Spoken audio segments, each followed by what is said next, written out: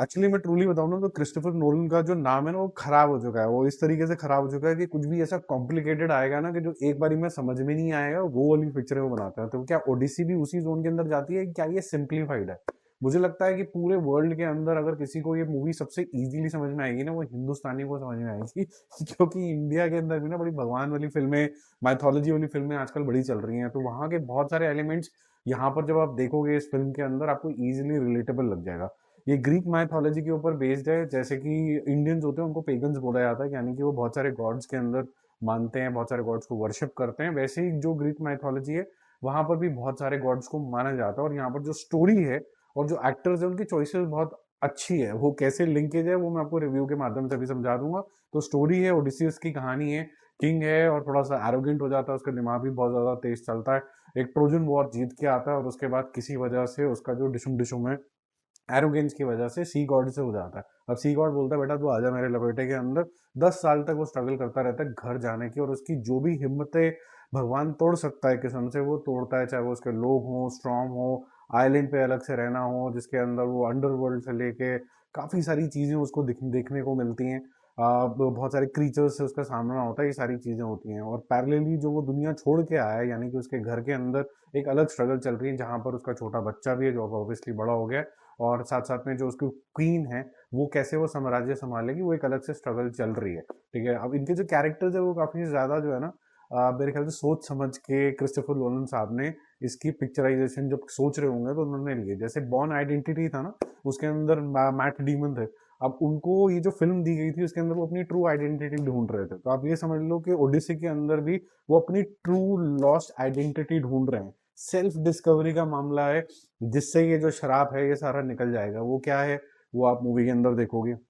जैसे कि स्पाइडरमैन के अंदर टॉम हॉलैंड जो था हमेशा रिस्पॉन्सिबिलिटी की बात करता रहता है, यहाँ पर भी वो एज अ सन कैसे रिस्पॉन्सिबिलिटी लेता है। और जो उसकी ब्यूटीफुल सी जो जर्नी है from boy to a man, वो यहाँ पर आपको दिखने वाली है। यहाँ पर जो एन हैथवे हैं उनकी भी एक बहुत ही फैंटास्टिक सी जर्नी आपको दिखाएगी, क्योंकि वो खुद यहाँ पर प्रिंसेस हैं। अब एक प्रिंसेस होना और एक शैडो में रहना, एक किंग के, और वहां से एक लीडरशिप क्वालिटी दिखाना like a true dignified queen. Princess diaries आपने देखी होगी, वो बिल्कुल उसी तरीके के जोन में जाता है। तो उन्होंने सोचा कि कौन कौन से ऐसे लोग हैं जो इस तरीके के रोल कर चुके हैं, वो हम यहाँ दिखाते हैं। यहाँ तक कि एक ऐसा सुपर हीरो जो यूजुअली ऐसा डिस्क्राइब किया जाता है कि बड़ा ही फ्लैट फेस, कोई हंसी मजाक नहीं, बहुत ही ज्यादा सीरियस तरीके का, बॉर्न आउट ऑफ करप्शन है, वो है बैटमैन। तो रॉबर्ट पैटिसन का जो कैरेक्टर यहाँ पर है थोड़ा नेगेटिव शेड का, थोड़ा काफी नेगेटिव शेड का कैरेक्टर है, वो बॉर्न आउट ऑफ करप्शन ही है। उसके दिमाग में क्या करप्ट थॉट्स चलते रहते हैं वो आपको यहाँ पर दिखता है। तो ये जो मेरे ख्याल से जो एक विन है, except the fact that it's a fantastically made film, simplified movie unlike other Nolan movies. तो विजुअली आपको बहुत अच्छी लगती है, इजी टू अंडरस्टैंड हो जाती है, हालांकि स्टोरी आगे पीछे जरूर जाती है। कॉस्ट्यूम्स बहुत अच्छे हैं और मेरे ख्याल से सिलेक्शन एक बहुत बड़ा पॉइंट है, क्योंकि जितनी बार भी ये कैरेक्टर्स देख रहा था मुझे ऐसा लग रहा था कि कोई ना कोई एक ऐसी बहुत ही फेमस मूवी है जिससे इनके कैरेक्टर्स एंड ओडिसी एकदम रिलेट कर रहे हैं। जब आप ये पिक्चर देखोगे मैं इंकरेज करूंगा आपको कि इस वीडियो पे वापस आना, कि आप ये रिलेटेबिलिटी ढूंढ पाए कि नहीं पाए। थोड़ी सी कमी पेशी भी मुझे इसके अंदर लगी, पिक्चर थोड़ी सी जेन्युइनली लंबी है।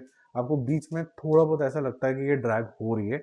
और कुछ कुछ कैरेक्टर्स जो आपको जब लवेबल लगने लग जाते हैं, आप चाहते हो कि इनकी स्टोरी के अंदर आप ज्यादा इंग्रोस हो, उनके रोल बहुत छोटे हैं। जैसे टॉम हॉलैंड हॉलैंड का जो रोल है वो काफी ज्यादा छोटा है।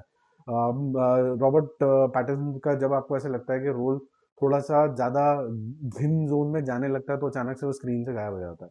तो उस तरीके के अंदर होता है, क्योंकि स्टोरी भी नॉन लीनियर है, आगे पीछे होती है। तो ये छोटी मोटी कमियां, लेकिन जब विजुअली आप पिक्चर पे लार्ज स्क्रीन के ऊपर आप देखते हो बिल्कुल मेजमराइज हो जाते हो कि क्या ही बना है। वो काफी अच्छा है। और जैसे मैंने बोला कि जो हिंदुस्तानी है, क्योंकि हम इस तरीके की फैंटेसी स्टोरीज में ही बड़े हुए हैं, तो हमें ये रिलेटेबल बहुत इजी लगता है। तो हम भी इस तरीके की जो है ना कहानियों, ये किस्से किस्से जितने भी होते हैं ये सब करते हैं। और ऑफ लेटली तो काफी चलन भी चल रहा है कि माइथोलॉजी रिलेटेड पिक्चर है को। तो इसका जो मूवी शूवी स्कोर रहेगा वो 4 स्टार आउट ऑफ 5 है। छोटी मोटी जो मैंने आपको कमियां बताई वो ये लार्ज स्क्रीन एक्सपीरियंस के लिए आप यहाँ पर जाओ। और जो कोई बोले कि भाई ये बहुत ज़्यादा कमियां हैं, जैसे एक आधा मैं आर्टिकल पढ़ रहा था कि बहुत कमी है जी इसके अंदर, समझ में नहीं आएगी इजीली। मुझे तो ऐसा नहीं लगा कि समझ में नहीं आएगी, मेरे को तो स्ट्रेट फॉरवर्ड सी लगी। बाकी जिनको लगा होगा उनको लगा होगा। ठीक है, बाकी अच्छी मूवी है, देखिए एंजॉय करिए और वापस आके बताना आपको ज़रूर है कि ये रिलेटेबिलिटी आपको भी लगी कि नहीं लगी। Bye bye.